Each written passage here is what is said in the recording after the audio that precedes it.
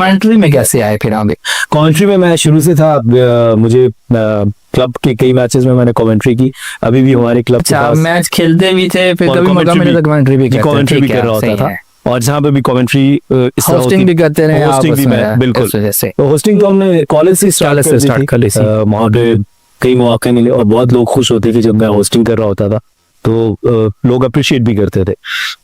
तो फिर जब मैं कमेंट्री में इस तरह हुआ कि जो साजिद शाह साहब है, इनको पता था कि मैं कमेंट्री कर सकता हूँ। मैंने साजिद शाह साहब को कहा कि मुझे नहीं पता रावलपिंडी में मैच हो रहा है और आपने मुझे ये चांस दिलवाना है। तो सबी अजहर साहब पाकिस्तान के लेवल 4 क्रिकेट कोच हैं, बड़े बड़े प्लेयर्स उन्होंने बनाए हैं। बिल्कुल, पिंडी का बहुत बड़ा नाम भी कह सकते हैं। सबी अजहर साहब के पास हो गए, बाजवा क्लब हो गया, जितने क्लब हो गए वो सारे उनके जरा ही चलते रहे हैं। रावलपिंडी की क्रिकेट को एक पिछले 2-3 दहाइयों से जब मैं ट्रायल्स देने जाता था तो मैं सबी अजहर साहब को देखता था, सो उस वक्त से लेकर आज तक उनका एक बहुत बड़ा नाम है। तो सबी अजहर साहब के पास साजिद शाह साहब गए। और यहाँ मैं एक बात आपकी करता हूँ, सबी अजहर साहब के बारे में ये भी मशहूर है कि वो जिस लड़के का कहते कि ये खेलेगा तो वो पाकिस्तान खेलता था। सबी अजहर साहब को अल्लाह ताला ने क्रिकेटिंग सेंस बहुत अच्छी दी है, और मेरे बारे में उन्होंने कहा था कि ये इंटरनेशनल कमेंटेटर बनेगा। अच्छा, ये उन्होंने मुझे कह दिया था। सबी अजहर साहब के पास गए वो, साजिद शाह साहब, यहाँ पे T20 टूर्नामेंट हो रहा था, national T20 Rawalpindi cricket stadium में, और उसमें मैच था भावलपुर वर्सेस कराची। पहला मैच जी, भावलपुर की आपका डेब्यू, मैं उसी की आपको पूरी स्टोरी सुनाता हूं। मुझे बताया शाहजी, डॉक्टर नुमान पाकिस्तान का एक बहुत बड़ा नाम, मैं उनका भी शुक्रिया अदा करता हूँ कि उन्होंने मुझे एक मौका दिया डॉक्टर नुमान ने वीडियो स्पोर्ट्स पे, जिसके बाद मुझे मजीद मोटिवेशन मिली। वो एक ज़्यादा स्टोरी है कि स्ट्रगल कैसे हुई। तो जब मुझे बताया गया कि आपको डॉक्टर नुमान से मिलवाया गया, तो डॉक्टर नुमान ने कहा कि आप इस तरह करें कि आपका मैं ऑडिशन करूँ। तो मैंने कहा बिल्कुल आप ऑडिशन कर लीजिए। सबी अजहर साहब और साजिद शाह साहब मुझे लेकर गए डॉक्टर नुमान के पास, तो वहां पर डॉक्टर नुमान साहब ने कहा कि ये सिनारियो है, आप मुझे प्रेजेंट करके बताएं कि आप कैसा बोलते हैं। तो मैं उन्होंने बताया कि कश्मीर का और रावलपिंडी का मैच है, तो आप इस पे मुझे प्रेजेंट करके बता।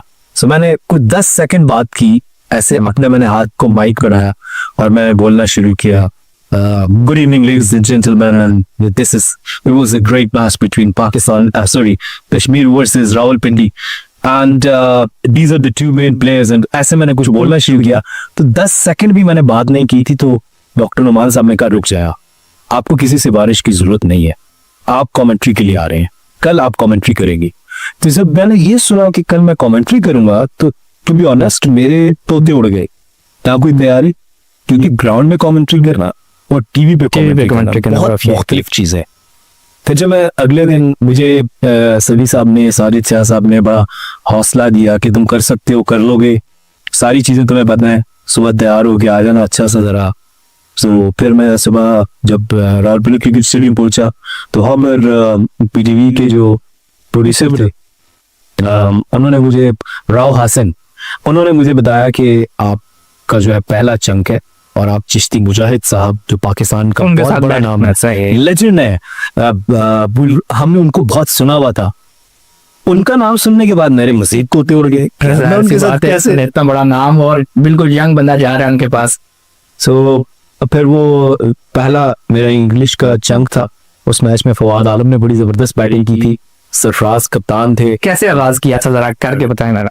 जब चिश्ती मुजाहिद आपके साथ बैठे हो ना, तो आप सोच नहीं सकते कि एक तो उनकी अंग्रेजी बोलने का अंदाज, बिल्कुल उनकी वोकैबुलरी, उनका इतना बड़ा एक्सपीरियंस, और आप भी समझिए कि मैं बस रेडियो से फ्री होके, उन दिनों मैं रेडियो में शो करता था, तो रेडियो से फ्री। आगाज आपका रेडियो से हुआ था? जी, मुझे रेडियो में कमेंट्री आपने नहीं की, कमेंट्री पहली दफा टीवी पे किया? पहली दफा मैंने टीवी पर की। सही है। तो ये भी मेरे लिए एक बड़ी एक खुशकिस्मती थी कि मैं वहां पर अब चला गया। तो फिर जब आगाज हुआ तो फवाद आलम बैटिंग कर रहे थे, तो मैंने बड़ी धीमी धीमी कमेंट्री शुरू की, तो मुझे चिश्ती साहब ने कहा मियां थोड़ी एनर्जी लाइए, आप आए हैं। तो फिर मैंने थोड़ा हौसला मिला। फिर अंजुम साहब है पीटीवी के प्रोड्यूसर हैं और डायरेक्टर हैं, तो उनकी मुझे IFP में आवाज आ रही थी कि यू आर डूइंग वेल, आप अच्छा बोल रहे हो, शाबाश।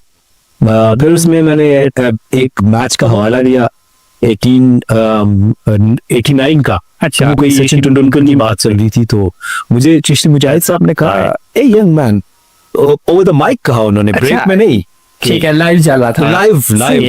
Yeah, young man, I think you just came from the school and you're talking about 1989.